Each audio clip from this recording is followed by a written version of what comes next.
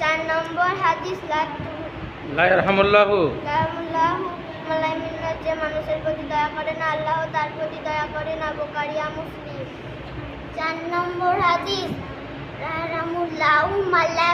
নাস, যে মানুষের প্রতি দয়া করে না, আল্লাহ তার প্রতি দয়া করে না। বুখারী মুসলিম। 4 নম্বর হাদিস নাস, যে মানুষের প্রতি দয়া করে না, আল্লাহ তার প্রতি দয়া করে না। বুখারী মুসলিম। 4 নম্বর